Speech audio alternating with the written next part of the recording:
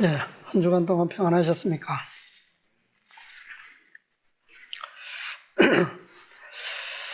자, 우리가 구속의 경륜을 제대로 이해하지 못했을 때는 성경을 읽어도 그냥 대부분 문자적으로 읽고 그러죠. 그런데 이제는 어떻습니까? 우리가 성경을 읽을 때에 우리가 깨닫고 있는 구속의 경륜의 모든 지식과 영감을 가지고 새롭게 보게 되죠. 우리가 과거에 이해하지 못했던 그런 말씀들이 새로운 빛 가운데서 우리에게 비춰집니다. 자, 오늘은 우리가 모세의 5기별, 넷째 기별의 핵심이 되는 성경 한 장을 성경을 중심으로 좀 함께 읽으려고 합니다. 자, 민수기 13장의 말씀을 다 같이 보겠습니다. 민수기 13장, 작은 제목이 정탐꾼의 사명이라고 되어 있죠. 자, 먼저 3절까지 좀 읽어보겠습니다. 읽어주세요. 3절까지. 여호와께서 모세에게 일러 가라사대 사람을 보내어 내가 이스라엘 자손에게 주는 가나안 땅을 탐지하게 하되 그 종족의 각 지파 중에서 족장된 자 한 사람씩 보내라. 모세가 여호와의 명을 쫓아 바란 광야에서 그들을 보내었으니 그들은 다 이스라엘 자손의 두령된 사람이라. 4절부터는 이제 12지파의 족장들의 이름이 쭉 선택된 것이 나옵니다. 여기에 보면 이 정탐꾼들을 12명을 지파에 한 사람씩 보내는데 그 대표자가 누구라고요? 어떤 사람이 보내진다고요? 족장된 자. 그것은 바로 12지파의 증인으로 쓸만한 사람들이죠. 대표입니다. 대표. 근데 이 정탐꾼을 어디에서 보낸다고요? 3절에 보니까 어디에서 출발합니까? 바란 광야에서 보내었으니 그랬어요. 자, 부조와 선지자에 있는 말씀 또 한 문단 보겠습니다. 부조와 선지자 387쪽. 히브리인들이 호렙산을 떠난 지 11일 만에 약속의 땅 변경에서 멀지 않은 바란 광야에 있는 가데스의 진을 쳤다. 여기서 백성들은 정탐꾼을 보내어 그 땅을 탐지하자고 제의하였다. 지난번에도 말씀드렸지만 이 정탐꾼 파송은 하나님의 명령이 아니고 뭐라고요? 백성들이 제의한 겁니다. 그죠? 자, 지금까지는 이런 일들이 없었어요. 그죠? 다 하나님께서 모세를 통하여 명하시는 대로만 행해왔어요. 모세는 곧 이 문제를 여호와 앞에 제출하여 하나님의 허락을 받았고 이 일을 위하여 각 지파에서 족장 한 사람씩을 선택하라는 지시를 받았다. 모세는 지시받은 대로 사람들을 선택하고 그들에게 그 땅에 가서 그 위치와 자연의 이점과 거기 가는 백성들의 강약과 다소를 살피되 그 땅의 토질과 비옥도를 살피고 그 땅의 열매를 가져오라고 명하였다. 자, 여기 보니까 민수기 13장 3절에서는 바란 광야에서 보내었다라고 되어 있는데 부조와 선지자에는 어디에서 보냈다고 되어 있습니까? 가데스에서 진을 쳤고 보냈다라고 되어 있어요. 자, 이것이 우리가 현지를 가보지 않았기 때문에 또 이미 수천 년 전의 역사이기 때문에 현대 지명과 또 정확하게 우리가 알 수 없어요. 그렇기 때문에 모르지만 그러나 최대한 우리가 성경의 기록을 통해서 좀 살펴보는 것은 좀 도움이 됩니다. 자, 민수기 33장을 한번 볼게요. 자, 지난 시간들을 우리가 보면서 자, 여기에 정탐꾼들을 보내기 전에 어디에서 진을 쳤었어요? 어떤 사건이 있었습니까? 어떤 사건이 있었어요? 이름은 어렵겠지만 미리암과 아론이 모세를 비방함으로 미리암이 문둥병에 걸리는 사건이 있었죠. 그죠? 그곳이 하세롯입니다. 그 다음에 그곳에 오기 전에 진쳤던 곳은 어디입니까? 무슨 사건이 있었어요? 기브롯 핫다아와라고 하는 곳에서 탐욕의 무덤의 사건이 있었죠. 그죠? 자, 그러면 기브롯 핫다아와 오기 전에는 어디에 진을 쳤었어요? 어디예요?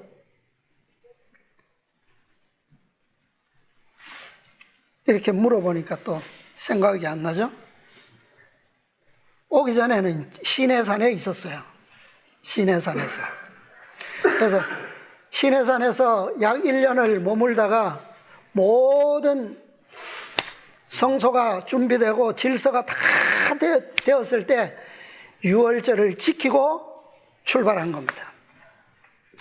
제2유월절까지 지키고 출발했어요. 제2유월절은 2월 달입니다. 한 달 후에. 그러니까 지금 하세롯에 왔을 때에는 어떤 절기가 가까웠다고요? 오순절 절기가 가까운 때라고 했죠. 자, 민수기 33장을 보겠습니다. 33장 16절부터 읽어봅시다. 신을 광야에서 발행하여 기브론 핫다아와에 진쳤고 기브론 핫다아와에서 발행하여 하세롯에 진쳤고 하세롯에서 발행하여 린마에 진쳤고 린마에서 발행하여 림몬 베레스에 진쳤고. 예, 거기까지 봅시다. 자, 여기 보니까 우리가 잘 아는 진친 곳 두 곳은 나오죠. 시내 광야, 그 다음에 기브롯 핫다와, 그 다음에 하세롯. 여기까지는 쉬워요. 그죠? 성경에 나왔기 때문에. 근데 18절, 19절 림마와 림몬베레스는 우리가 익숙하지도 않고 또 성경에나 예언의 신의 다른 기록에 뭐 거의 없어요. 없기 때문에 우리가 정확하게 알 수 없습니다.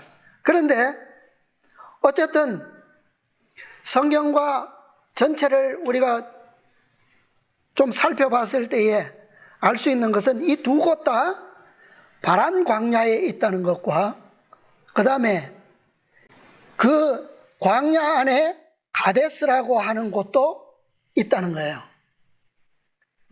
그래서 이것을 예언의 신에서는 이 림마가 생략되어 있습니다. 그 다음에 림몬벨에서도 나오지는 않지만 제가 살펴본 바에 의하면 이곳이 가데스라고 하는 곳일 확률이 크다는 거예요. 그러니까 이 민수기 13장 3절에서 바란 광야에서 정탐꾼을 보낼 때에는 림마라고 하는 곳이었을 것이고 그 다음에 그들이 40일 정탐하고 돌아와서 보고할 때에는 가데스였을 것이라고 하는 거예요. 그러니까 예언의 신에서는 가데스에서 진쳤고 가데스에서 정탐꾼을 보냈고 그들이 40일 정탐하고 가데스에 돌아와서 보고한 것으로 돼 있어요. 돼 있는데 저는 정탐꾼들은 먼저 보냈을 거라고 저는 보는 겁니다. 자, 이것은 참고하십시오. 자, 그 다음에 다시 13장으로 돌아가서 민수기 13장으로 돌아가서 뭐 그들의 이름은 이러하니라 루벤 지파에서는 누구여 누구여 이렇게 쭉 나오고 자 16절 12 이름이 나온 다음에 16절 읽어봅시다. 이는 모세가 땅을 탐지하러 보낸 자들의 이름이라 모세가 눈의 아들 호세아를 여호수아라 칭하였더라. 네, 여기 보니까 여호수아의 이름은 우리가 잘 알죠? 익숙하죠? 그런데 그의 본 이름이 뭐라고요? 호세아입니다. 호세아. 왜 갑자기 12명을 그 정탐꾼 대표를 보내는 가운데서 자, 에브라임 지파 8절에 보면 에브라임 지파에서는 눈의 아들 호세아요 나오죠? 그런데 왜 이 12명의 족장들 중에 모세가 16절에 가면 새 이름을 줬어요. 뭐라고요? 여호수아. 왜 갑자기 여기서 보내기 전에 이름을 바꾸었을까요? 이 호세아의 이름의 뜻이 뭐냐 하면 구원입니다. 구원. 여호수아는 뭘까요? 여호수아의 이름의 뜻은 뭘까요? 여호와는 구원이시다라는 뜻입니다. 구원은 구원인데 어떤 구원요? 여호와만이 구원이시다. 네. 자, 이 부분을 우리가 이제 왜 여기서 이 이름이 주어졌고 이 사건에서 그의 역할이 무엇인지에 대한 것이 여기에 게시되어 있는 거예요. 그 다음에 17절. 모세가 가나안 땅을 탐지하러 그들을 보내며 이르되 너희는 남방길로 행하여 산지로 올라가서 예, 잠깐만요. 자, 여기 보면 땅을 탐지하러 이제 보내는데 여기에 이 탐지하러라고 하는 것은 대놓고 이렇게 돌아보는 게 아닙니다. 그죠? 어떤 의미가 담겨 있어요? 정탐꾼이니까 말 그대로 몰래 돌아보는 거잖아요. 그죠? 몰래 조사하는 겁니다. 보내며 이르되 남방길로 행하여 산지로 올라가서 그랬어요.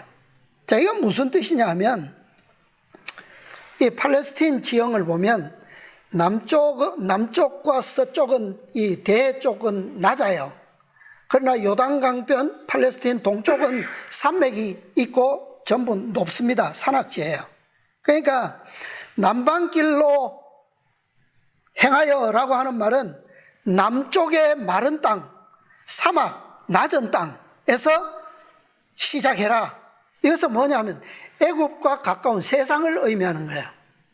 그러니까 이 약속의 땅 가나안 땅의 맨 출발점이 어디냐? 애굽에서 나왔잖아요.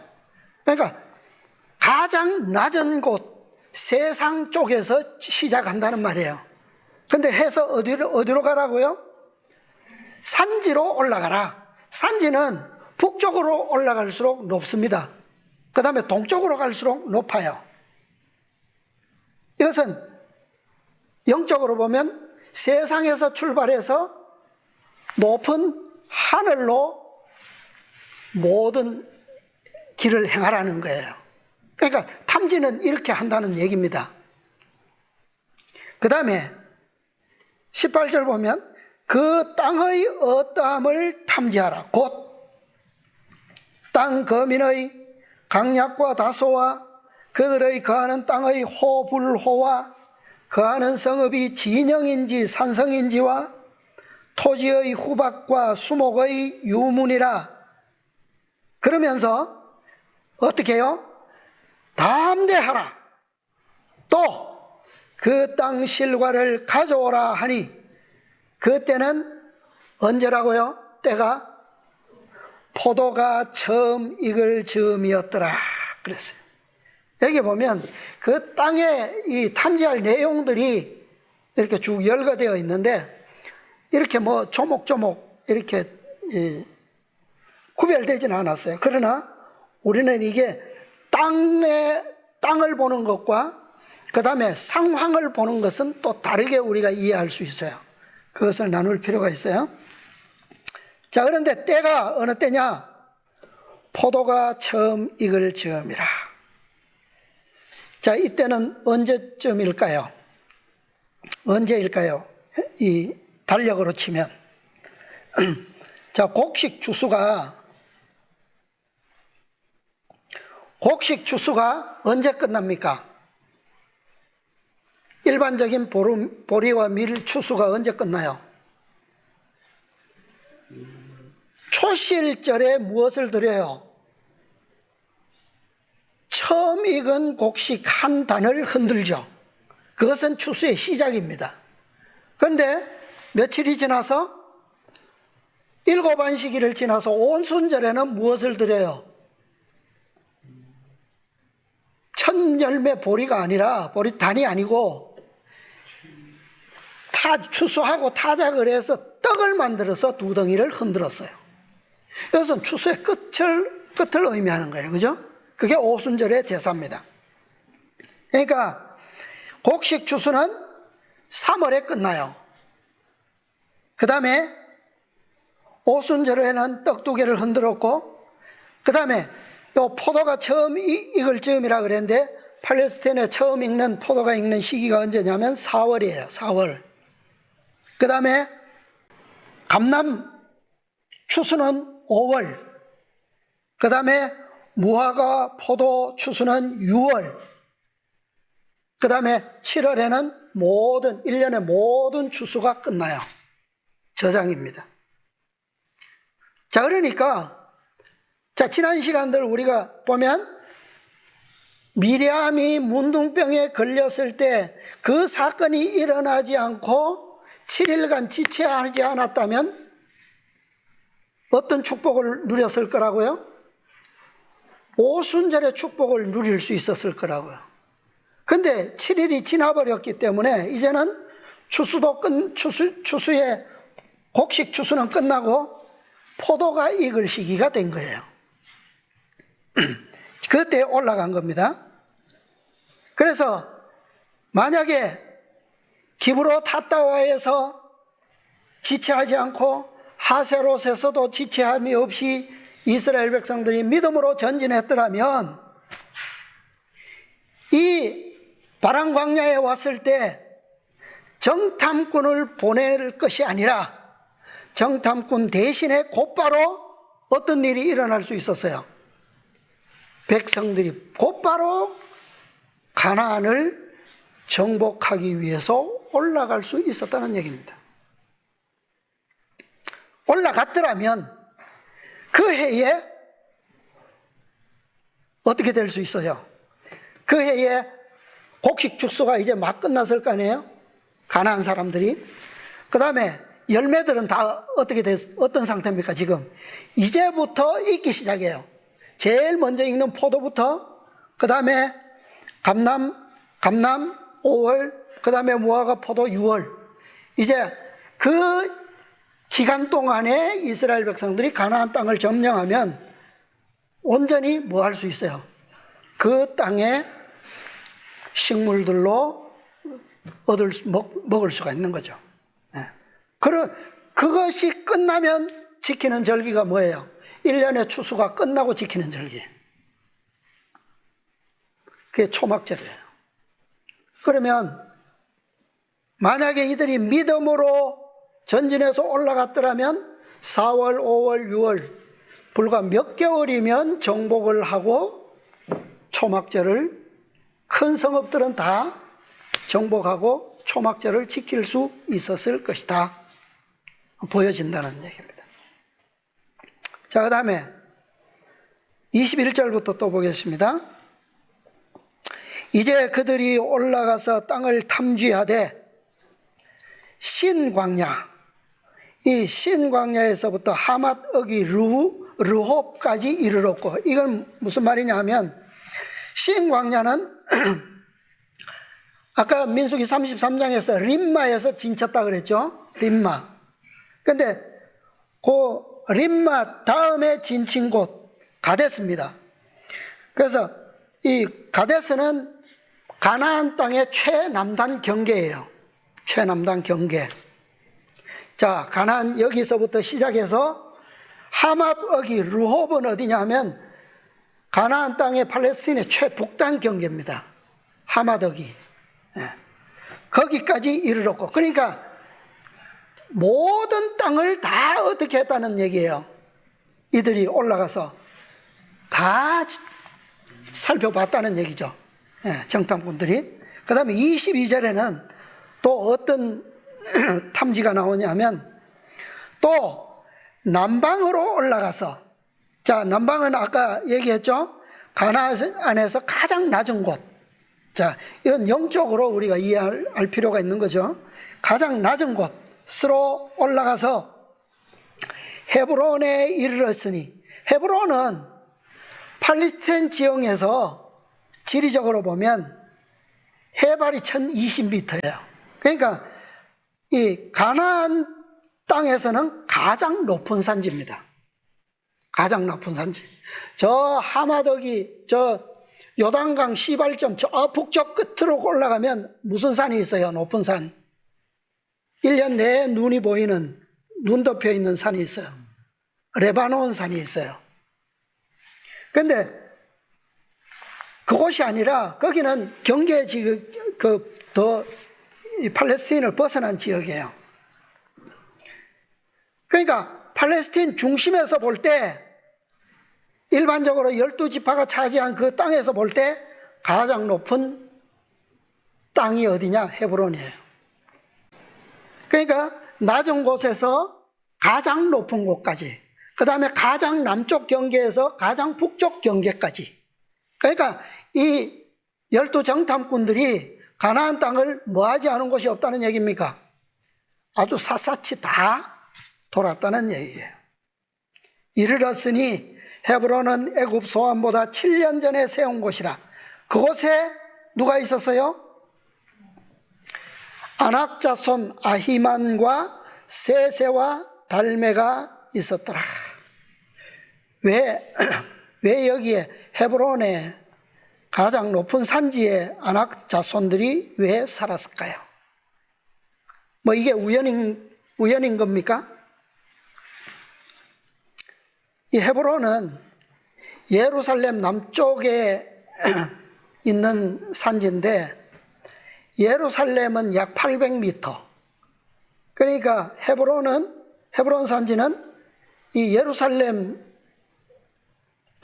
성읍보다 더 높은 곳에 있어요. 가나안에서 가장 높은 곳이에요. 그러니까 이런 곳에 누가 살았다고요? 아낙 자손 이름까지 기록이 되어 있어요. 자, 이것도 우리에게 영적으로 분명히 의미가 있는 겁니다. 사단이 원한 게 뭐라고요? 하나님의 품성이 아니고 뭐라고요? 하나님의 능력이었고, 하나님의 무엇을 원했다고요? 보자. 내가 뭇별 위에 내 보좌를 높이리라. 그죠? 그러니까 이 하나님께서 이스라엘 백 아브라함에게 약속하신 그 가나안 땅에서 거룩한 땅은 어디입니까? 거룩한 곳으로 지정된 곳 예루살렘이에요. 그죠? 모리아산, 그 다음에 다윗성 시온산, 이런 곳인데 뭐 또 감람산도 붙어 있고 다 한 장소에 있는 거예요. 그런데 요 아낙 자손들은 그 산이 아니라 어디에 있다고요? 헤브론 산지에 자리 잡고 있어요. 예루살렘보다 더 뭐한 곳? 높은 곳에. 그러니까 이곳은 바로 하나님의 백성들이 유업으로 살게 될 그 땅 중에서도 가장 이 높은 곳에 누가 차지했다는 말입니까? 사단이 차지했고 그의 천사들이 차지하고 있는 거예요. 자, 그 다음에 또 보겠습니다. 23절부터 또 에스골 골짜기에 이르러 포도 한 송이 달린 가지를 베어 둘이 막대기에 꿰어매고 또 석류와 무화과를 취하니라. 자, 이 에스골 골짜기는 이 골짜기도 참 의미가 있는 거예요. 에스골이라고 하는 의미는 뜻은 뭐냐 하면 포도송이라는 뜻입니다. 포도송이. 그 다음에 골짜기라고 하는 것은 뭐 흔히 우리가 이 산등성이와 등성이 사이에 흐르는 계곡을 골짜기라고 그러잖아요. 그죠? 그런데 이 여기에 표현된 히브리어는 일반 애굽의 시내나 뭐 골짜기나 뭐 이런 것에 사용된 단어가 아니에요. 딱 이 팔레스틴 가나안 땅에서만 사용된 단어예요. 뜻이 뭐냐면 급류계곡이라는 뜻이에요. 비가 오면 우기에는 물이 흐르지만 우기가 아닐 때는 말라버린 시내. 그러니까 비 오면 막 콸콸콸 아주 급하게 흐르는 계곡. 그러나 비가 안 오면 금방 말라버리는. 그러니까 요단강의 특성이 그래요. 위에 갈릴리 호수가 있고 그 위에도 또 호수가 또 있죠. 그죠? 그 다음에 최종적으로 그 물이 어디에서 끝납니까? 사해에 가서 끝나요. 이 계곡의 유형이 딱 이래요. 그러니까 지상에서 가장 낮은 바다가 사해잖아요. 사해. 이 일반 수면보다 400m나 낮습니다. 여기밖에 없어요. 지구상에서 이런 골짜기 형태를 가지고 있는 곳은 여기밖에 없어요. 갈릴리 호수도 그 일반 해수면보다 200m나 낮습니다. 그러니까 이런 지형이 없거든요. 가장 낮은 곳에서 가장 높은 곳까지 헤브론이 아니고 어디입니까? 헤르몬산까지. 헤르몬산은 해발 3,000m나 돼요. 이런 계곡을 가지고 있는 지형이 바로 이 가나안이에요. 그래서 요것을 우리가 영적으로 이제 보면 우리 인간성의 타락성을 볼 수 있는 거예요. 타락성. 그러니까 이 지형에 하나님의 백성들이 약속을 하나님께서 주심하고 약속하신 겁니다. 그 이유가 다 있어요. 의미가 다 있다는 얘기예요. 그런데 여기에서 자 먼저 무엇을 취했다고요? 포도 한 송이. 그 다음에 두 번째는 석류. 세 번째는 무화과를 취하니라. 자, 이거 나중에 보겠습니다. 24절. 이스라엘 자손이 거기서 포도 송이를 뱅고로 그곳을 에스골 골짜기라 칭하였더라. 25절. 40일 동안에 땅을 탐지하기를 마치고 돌아와 바란 광야 가데스에 이르러 모세와 아론과 이스라엘 자손의 온 회중에게 나와 그들에게 회보하고 그 땅 실과를 보이고 모세에게 보고하여 가로되 당신이 우리를 보낸 땅에 간즉 과연 젖과 꿀이 그 땅에 흐르고 이것은 그 땅의 실과니이다. 자, 여기 40일 동안 정탐하기를 마치고 돌아왔다. 정탐을 대충 했을까요? 대충 했습니까? 자, 아까 앞절에서 보았지만 가장 낮은 곳에서 가장 높은 곳까지, 그죠? 예.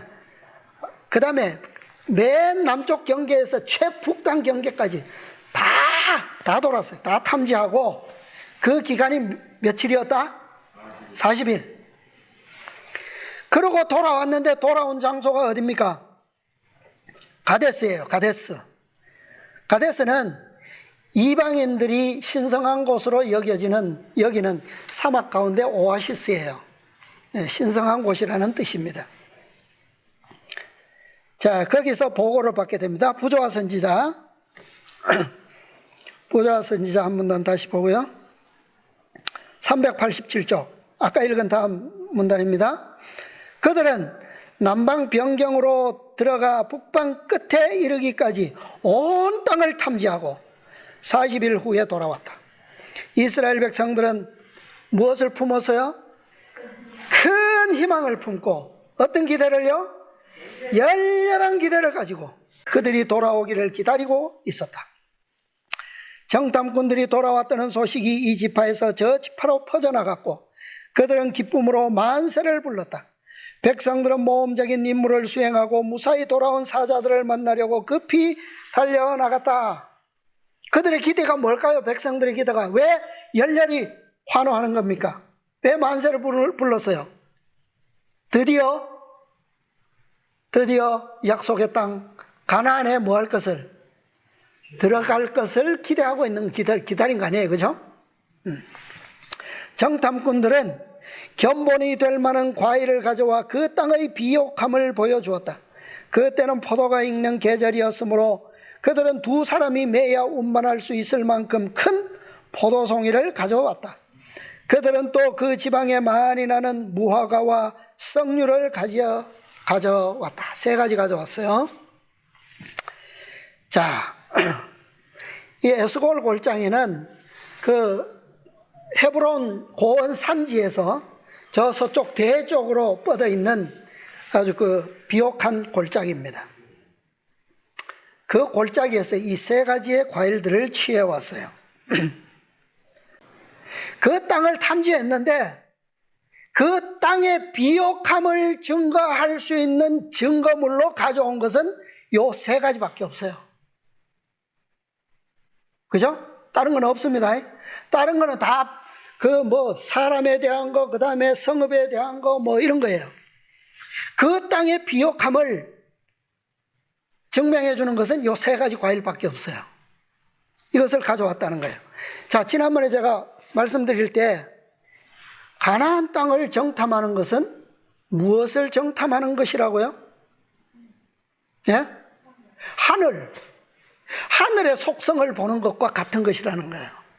그죠? 그것은 이 땅에서 무엇으로 나타났습니까? 누구를 통하여? 예수님께서 오셔서 그분의 생애를 통하여 하늘의 속성이 다 어떻게 됐어요? 공개됐어요. 천국은 마치 무엇과 같다. 천국은 마치 무엇과 같으니 설명하시면서 그 설명은 곧 누구를 가리키는 거예요? 그리스도 자신을 가리킨 거예요. 하늘의 속성이란 말이에요. 그런데 여기에 그 증거물로 세 가지를 가져왔어요. 포도 한 송이. 포도 한 송이는 무엇을 가리키느냐 하면 이스라엘을 가리키는 겁니다. 이스라엘. 자, 두 번째 석류죠. 석류는 무엇을 가리키느냐 하면 12지파를 가리켜요. 12지파. 이스라엘이나 12지파나 같은 거 아니에요? 같지만 우리가 이렇게 또 따로 생각해 볼 수 있는 거예요. 무화과, 세 번째 무화과는 뭘 것 같습니까? 자, 두 개는 제가 알려드렸잖아요. 무화과는 뭐 같아요? 유다지파입니다. 유다지파. 자, 요거 성경으로 한번 볼게요. 자, 첫 번째. 포도 한 송이 이스라엘이다. 자, 며칠 동안 탐지한 증거물이라고요? 40일. 40일 동안 탐지한 증거물로서 포도를 가져왔는데 그 40일이라고 하는 근거에 의해서 그들은 광야에 몇 년 살았어요? 40년을 살았어요. 누구의 인도에 따라서? 모세를 통하여. 그죠? 40년 동안 광야에서 모세를 통하여 한 백성으로서 믿음으로 가나안을 정복하기 위한 훈련 기간이 40일, 40년이에요. 왜? 지금 정탐하고 왔을 때 우리가 지금은 정탐하고 온 현 시점을 보고 있지만 뒤에 일어나는 사건을 우리가 알고 있잖아요. 그죠? 그들이 그 기별을 믿음으로 받아들였습니까? 받아들였어요? 여호수아와 갈렙의 믿음의 주장을 받았습니까? 뭐 안 받았잖아요. 그 결과로 그들은 가나안을 정복할 수 있는 그 때의 기회를 상실해 버렸어요. 그리고 40년 동안 돌게 됩니다. 40년 동안 하나님께서 왜 돌리시게요? 광야를 다시 뭐하게 하기 위해서, 다시 가나안을 정복할 수 있는 믿음을 뭐하기 위해서? 배울 수 있도록 하기 위한 시간이 40년인 거예요. 포도나무로서의 이스라엘을 준비시키는 시간입니다, 이게. 자, 시편에 한 말씀 볼까요? 시편 80편 8절. 주께서 한 포도나무를 애굽에서 가져다가 열방을 쫓아내시고 이를 심으셨나이다. 예, 이사야서에 보면 이 포도나무가 어떤 포도나무라고요? 그냥 포도나무 종자가 아니라 어떤 종자라고요? 극상품 포도나무라 그랬어요.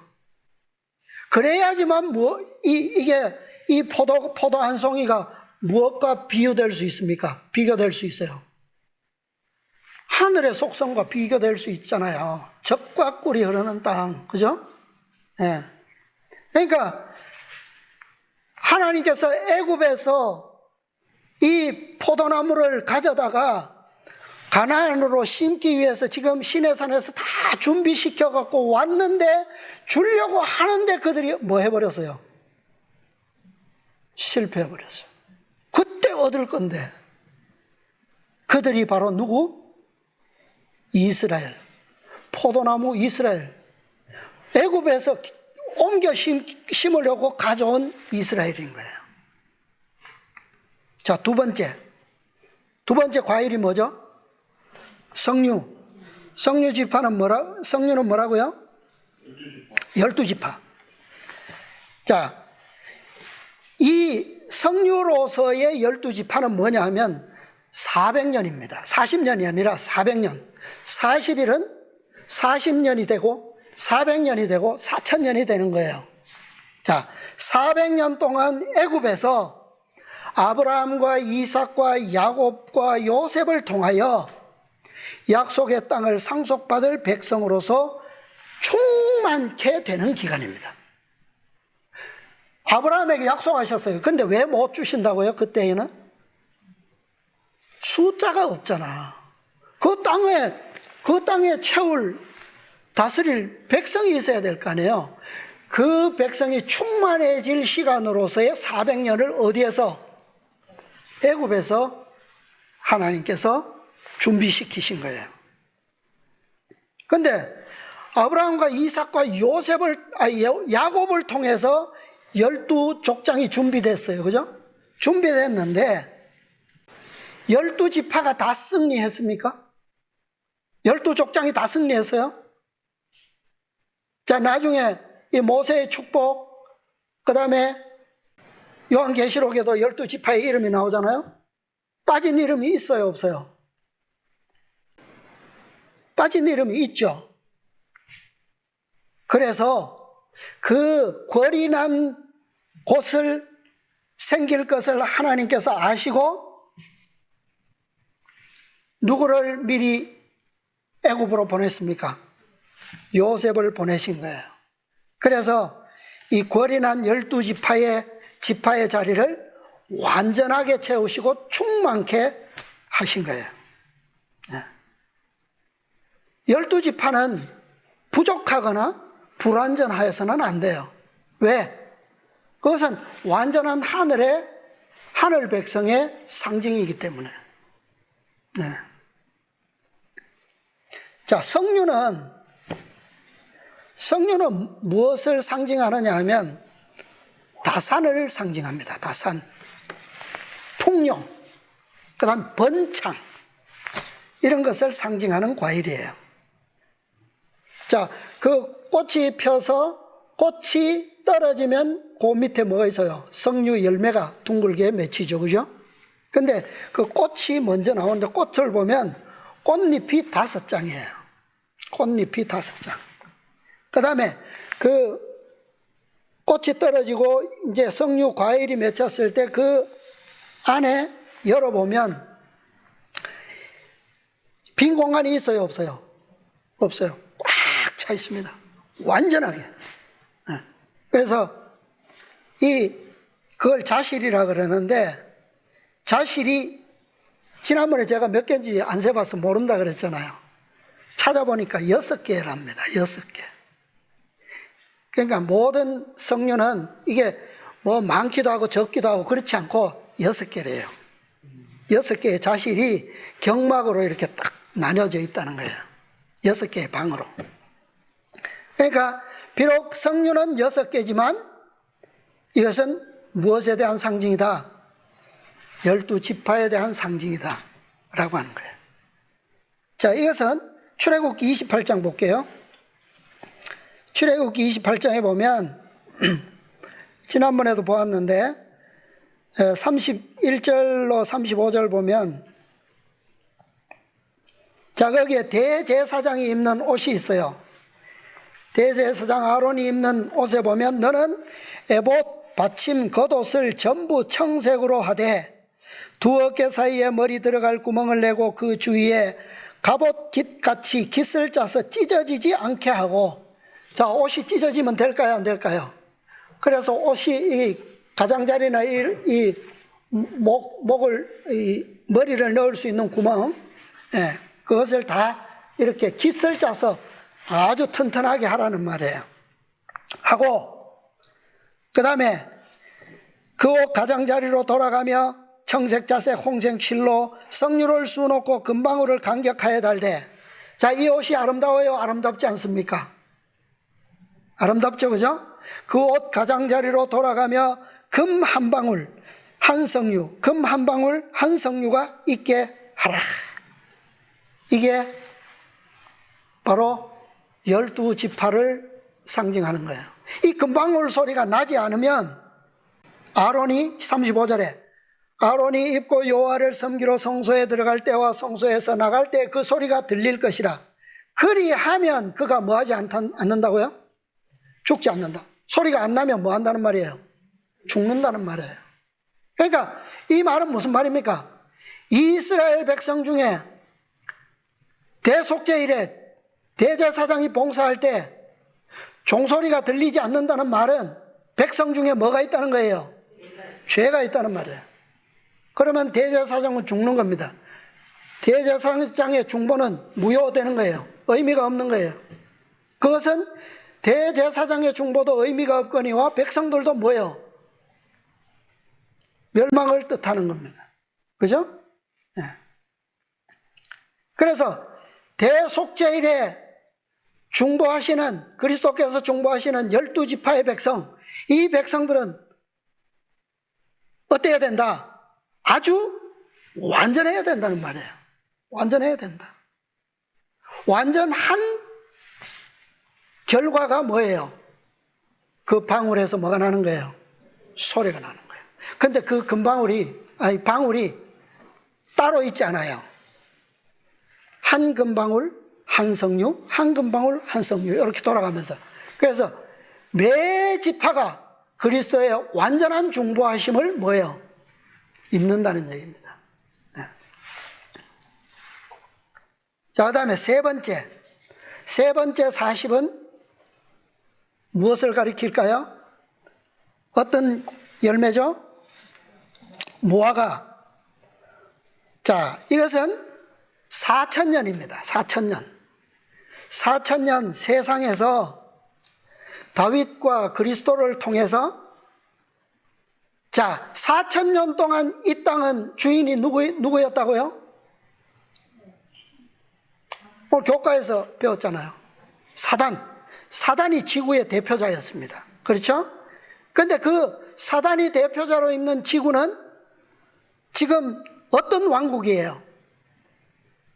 생명의 왕국입니까? 어떤 왕국이에요? 네, 아주 저주가 가득한 왕국이고 멸망으로 가는 왕국이에요. 4,000년 동안. 그죠? 그런데 그 왕국을 그리스도를 통하여 어떤 왕국으로 바꾸십니까? 구원의 왕국, 은혜의 왕국을 건설하는 설계의 시간이 4,000년이라고 하는 거예요. 이게 4,000년 동안 하나님께서 이 백성들을 통해서 하늘 가나안을 정탐하게 한 기간이에요. 가장 긴 정탐 기간이고 가장 완전한 보고를 할 수 있는 정탐이었다는 겁니다. 그걸 누가 보여준 거예요? 그리스도께서 천국을 그대로 다 보여주신 거예요. 이거보다 더 완전한 천국에 대한 보고가 있어요? 없죠. 근데 그것을 어떤 과일이 상징한다고요? 무화과. 누가복음 봅시다. 누가복음 13장. 근데 이 무화과 나무가 누구라고요? 포도나무는 이스라엘. 그 다음에 석류는 12지파. 무화과는 유다. 자, 13장 6절부터 보겠습니다. 자, 6절로 9절까지 읽어주세요. 이에 비유로 말씀하시되 한 사람이 포도원에 무화과 나무를 심은 것이 있더니 와서 그 열매를 구하였으나 얻지 못한지라. 바원지기에게 이르되 내가 3년을 와서 이 무화과 나무의 실과를 구하되 얻지 못하니 찍어버리라. 어찌 땅만 버리느냐. 대답하여 가로되 주인이여 금년에도 그대로 두소서. 내가 두루 파고 거름을 줄이니 이후에 만일 실과가 열면이거니와 그렇지 않으면 찍어버리소서 하였다 하시니라. 네. 자, 이 무화과 나무가 어디에 심겨져 있다고요? 포도원에, 이스라엘에 심겨진 나무예요. 그죠? 근데 3년을 와서 열매를 구했는데 열매가 없습니다. 얻지 못했어요. 주인이 뭐 하라고요? 어떻게 하라고요? 찍어버리라. 왜 쓸데없이 땅만 버리느냐?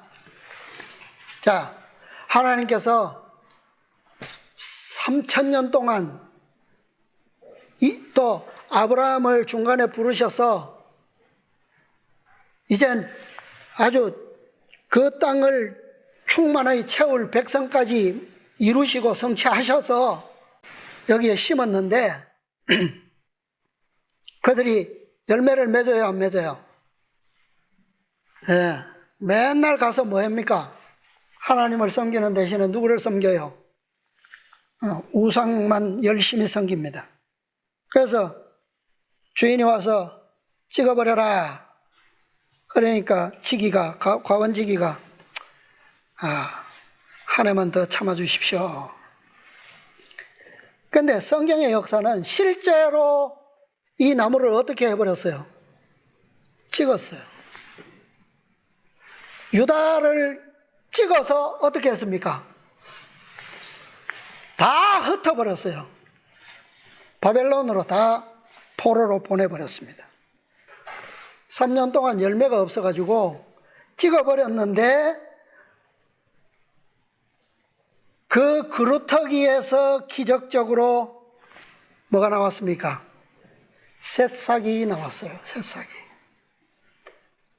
그 새싹이 나와서 가지에 열매를 맺었습니다. 그런데 그 열매가 보통 무화과가 아니에요. 보통 무화과가 아니에요. 이것은 말 그대로 젖과 꿀이 흐르는 땅에서 가져온 무화과였습니다. 그죠? 그게 뭡니까? 자, 이 기적처럼 새로운 삭이 나왔는데 이사야 11장 3,000년 동안 백성을 택하시고 1,000년 동안 이스라엘을 주시고 했는데도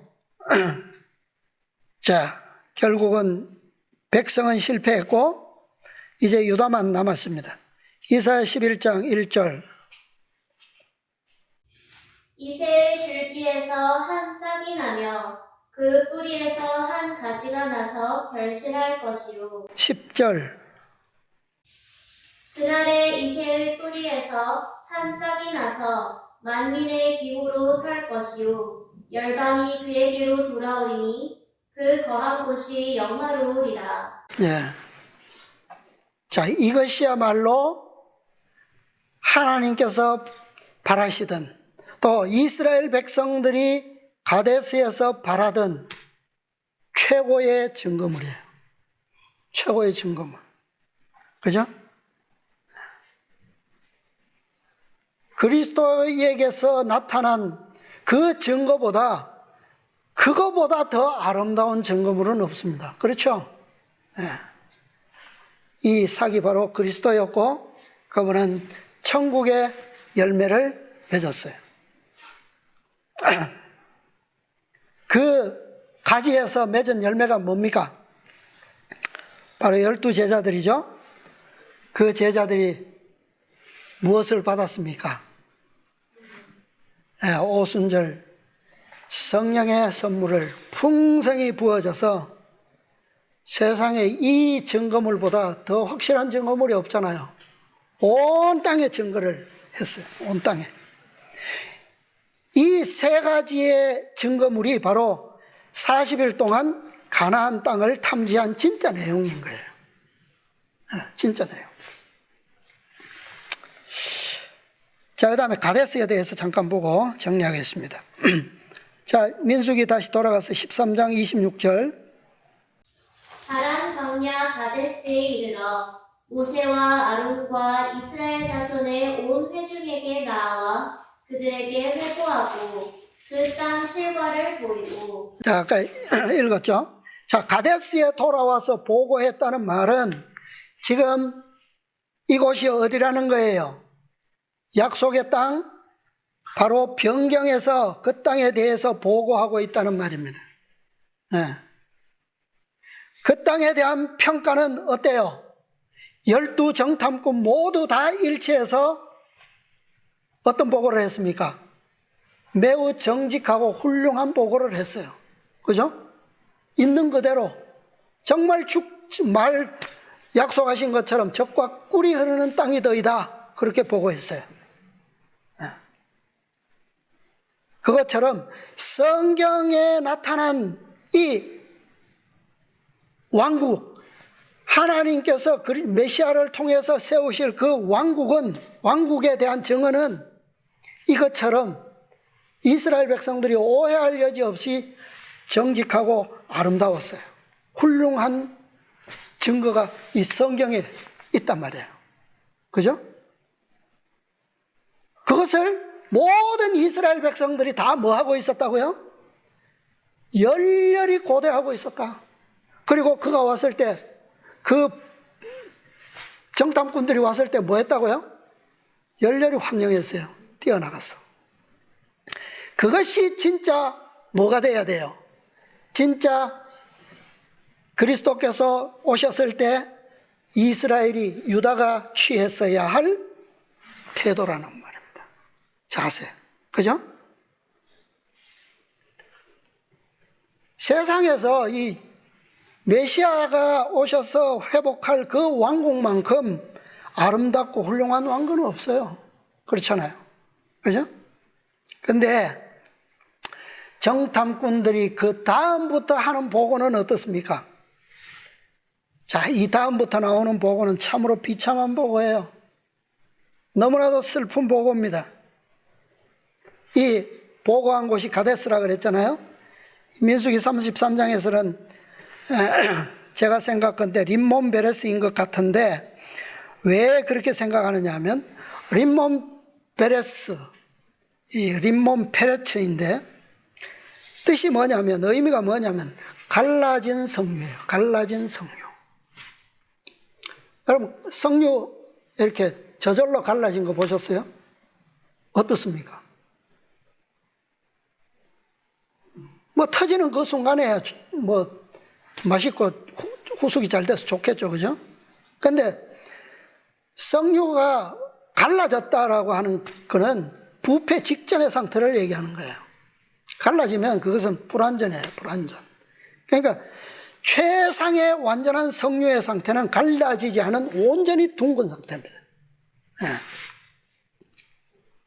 그러니까 이 가데스의 의미가 갈라진 성류를 의미한다라고 하는 것은, 여기서 이스라엘 백성들이 뭐 하게 된 거예요? 갈라지는 거예요. 그죠? 그 다음에 백성들의 마음이 뭐 하기 시작한 겁니까? 부패하기 시작하는 거예요. 부패. 하나님의 약속으로부터 떨어져 가고 반역으로 치닫는 그 역사가 여기서, 그러니까 이 반역의 역사는 시내산에서 금송아지를 숭배하던 반역보다 더 심각한 반역입니다. 더 규모가 커요. 여기는 백성 대부분이 두 사람 외에는 다 참여된 반역입니다. 이거보다 더 큰 반역이 없어요. 시내산에서 몇천 명이 죽었어요. 그죠? 그리고 그때는 빛이 여기만큼 더 충만하지 못했어요. 그러니까 빛의 분량에 따라서 뭐 받는다? 심판받는다 그랬잖아요. 그러니까 여기서 이 이스라엘 백성들의 반역은, 이것은 엄청난 사건인 겁니다. 그들의 그 고대하던 약속의 땅은 그 반역으로 인해서 더 이상 그림의 떡이 되고 만 거예요. 먹지 못하는 떡이 된 거예요. 뭐가 있음에도 증거는 너무 분명하고 확실한데, 젖과 꿀이 흐른다는 증거가 눈앞에 있는데 그것을 그들은 뭐 할 수가 없어요? 먹지 못하는 상태가 되어버렸다는 말입니다. 그들의 믿음은 부패했고 그들의 소망은 원망으로 바뀌었습니다. 이곳이 바로 가데스예요. 자, 그 다음에 또 조금 더 보겠습니다. 그러나 그 땅 거민은 강하고 성읍은 견고하고 심히 클 뿐 아니라 거기서 아낙 자손을 보았으며, 29절, 아말렉인은 남방 땅에 거하고 헤딘과 여부스인과 아모리인은 산지에 거하고 가나안인은 해변과 요단가에 거하더이다. 자, 가장 높은 곳 헤브론에 누가 살았다고요 아까? 아낙 자손 아히만과 세세와 달메. 우리는 결코 저들을 뭐 할 수 없다? 이길 수 없다. 결코 그 성읍을 뭐 할 수 없다? 무너뜨릴 수 없다. 결코 그 땅을 뭐 할 수 없다? 정복할 수 없다. 끝난 거예요. 자, 그때, 자, 이제 마지막 절까지 읽고 마치겠습니다. 30절부터. 갈렙이 모세 앞에서 백성을 안돈시켜 가로되, 우리가 곧 올라가서 그 땅을 취하자 능히 이기리라 하나, 그와 함께 올라갔던 사람들은 가로되, 우리는 능히 올라가서 그 백성을 치지 못하리라. 그들은 우리보다 강하니라 하고, 이스라엘 자손 앞에서 그 탐지한 땅을 악평하여 가로되, 우리가 두루 다니며 탐지한 땅은 그 거민을 삼키는 땅이요, 거기서 본 모든 백성은 신장이 장대한 자들이며, 거기서 또 네피림 후손 아낙 자손 대장부들을 보았나니, 우리는 스스로 보기에도 메뚜기 같으니 그들의 보기에도 그와 같았을 것이니라. 예. 자, 갈렙이 나섰죠? 뭐 할 수 있다? 어떻게 하자? 우리가 곧 올라가서 그 땅을 뭐 하자? 취하자. 능히 이기리라.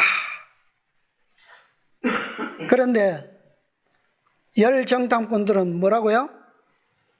아까는 땅이 젖과 꿀이 흐른다고 열심히 훌륭하다고 보고했다가 지금은요, 그 땅을 어떻게 보고합니까? 바꿨어요? 예, 아주 악평을 하죠. 그 땅은 어떤 땅이라고요? 그 거민을 삼키는 땅이요. 그 백성들의 외모에 비하면 자기들은 뭐처럼밖에 안 보인다고요? 메뚜기처럼. 이 뭐 증거물을 자기들이 가지고 와갖고 눈앞에 내놓고도 이런 보고를 하잖아요. 말이 안 되는, 너무 어처구니 없잖아요. 사단은 이렇게 가리킵니다. 하나님을, 모든 원인을 누구에게요? 하나님께, 그리스도께, 하나님의 백성들에게 다 증가시킵니다. 올라가서 취하면 갈렙과 여호수아처럼 올라가서 취하면 되는데 왜요? 그렇게 취하려니까 뭐가 걱정이 됩니까? 뭐가 두려워요? 메뚜기가 거인들을 이길 수 있을까요? 그죠? 아예 불가능하니까 그냥 어거지 그냥 책임을 다 하나님께 씌우는 겁니다. 하나님께서 주신다고 해놓고 이런 땅을 우리에게 주셨다고. 자, 이제 뭐 다음 사건들 좀 더 읽으면 좋은데 시간이 너무 많이 지나서 다음 시간에 하겠습니다.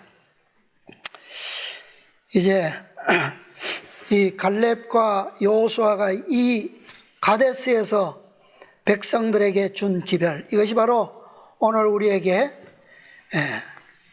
주어진 계시록 18장 천사의 기별입니다. 넷째 천사가 우리에게 전하는 기별이죠.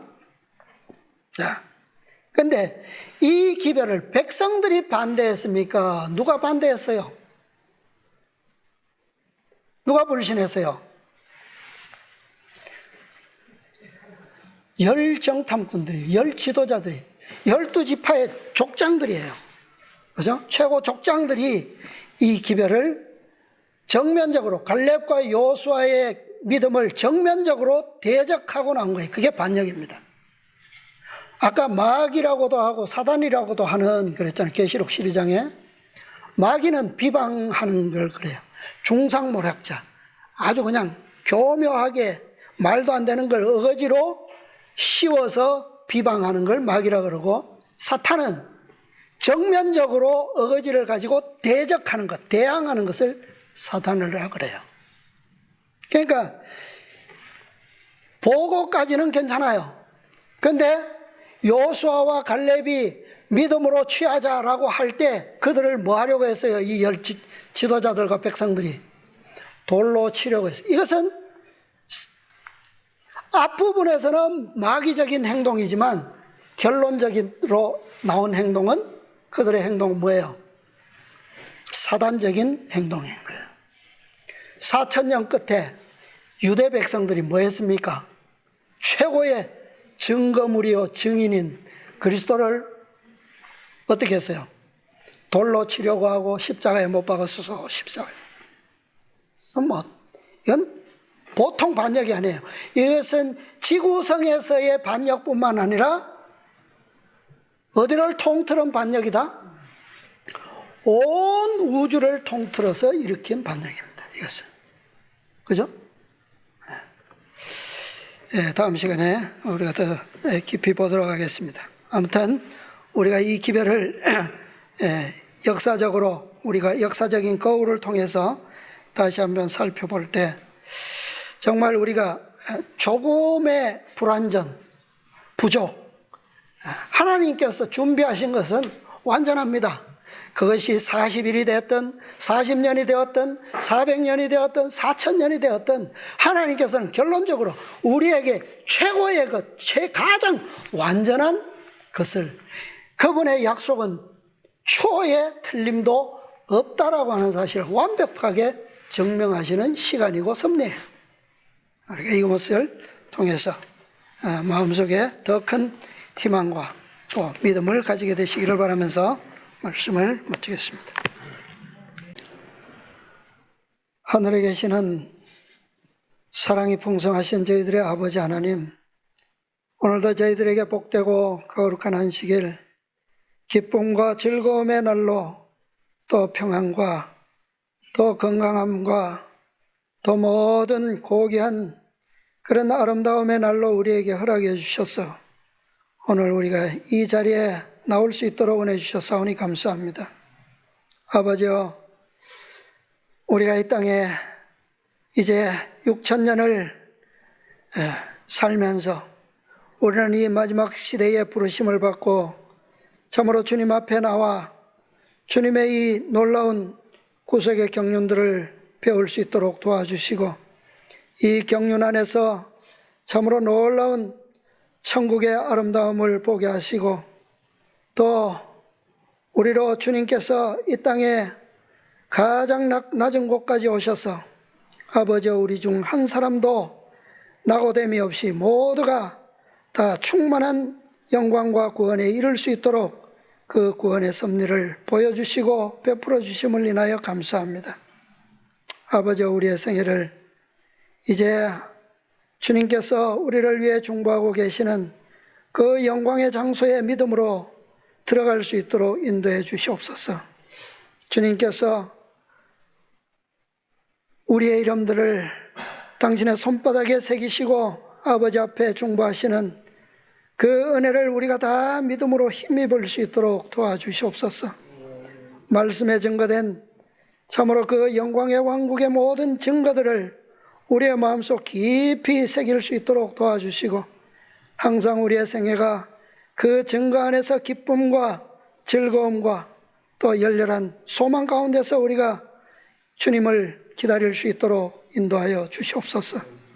아버지 우리의 육신은 연약하고 참으로 이 세상 사람들이 보기에 또 사단과 그의 악한 천사들이 보기에 우리는 참으로 메뚜기 같이 보이고 참으로 아무것도 아닌 티끌처럼 보이는 존재라 할지라도 아버지 이 보잘것없는 존재를 위하여 주님께서 돌아가셨고 주님께서 지금도 우리의 구원을 위하여 중보하고 계시는 것을 굳게 믿게 도와주시고 아버지여 우리가 당신의 이름에 온전한 믿음으로 설 수 있도록 축복하여 주시옵소서. 주님께서 이 땅에 오셔서 계시해 주신 그 천국의 아름다운 품성의 영광을 아버지 우리가 더 깊이 깨달을 수 있도록 성령을 통하여 깊이 영감을 주시고 또 말씀의 빛들을 밝혀 주시옵소서. 우리가 그것들을 배우기에 게으르지 않는 그런 열심과 또 성실함과 충성으로 주님의 말씀을 배울 수 있도록 도와주시고 참으로 모든 계시되고 보여지는 모든 말씀마다 믿음으로 우리의 마음속에 기록될 수 있도록 축복하여 주시옵소서. 아버지 우리의 참으로 연약함 육체 가운데서도 당신의 나타내시는 그 영광을 다 감당할 수 있도록 우리의 마음속에 큰 믿음을 허락하여 주시옵소서. 사랑하는 우리 모든 가족들 다 동일한 믿음 안에서 주님께 나아가 참으로 겸손하고 주님의 겸비하심을 배울 수 있도록 도와주셔서 성령께서 우리의 마음속에 깨우쳐 주시는 모든 부족함과 연약함 또 우리의 모든 허물과 죄악들을 다 주님 앞에 드릴 수 있도록 도와주시옵소서. 그리하여 우리 모든 사랑하는 가족들이 다 주님의 영광스러운 나라의 유업의 그 상속자들이 다 되기에 부족함이 없도록 오늘 모두 축복하여 주시옵소서. 이 소망이 참으로 허무한 그런 이상에 그치는 것이 아니라 주님께서 이루셨던 것처럼 실제적인 실상이 될 수 있도록 아버지여 우리의 믿음을 더 굳게 해주시고 흔들리지 않도록 우리 모두를 지키시고 함께하여 주시옵소서. 우리 앞에 있는 모든 시련들 믿음으로 극복할 수 있도록 도와주시고 어떠한 경우에라도 우리가 어떠한 억울한 상황 속에서라도 사단의 방법으로 살지 아니하고 참으로 주님의 온전하신 그 방법으로 승리하고 증인이 될 수 있도록 인도하여 주시옵소서.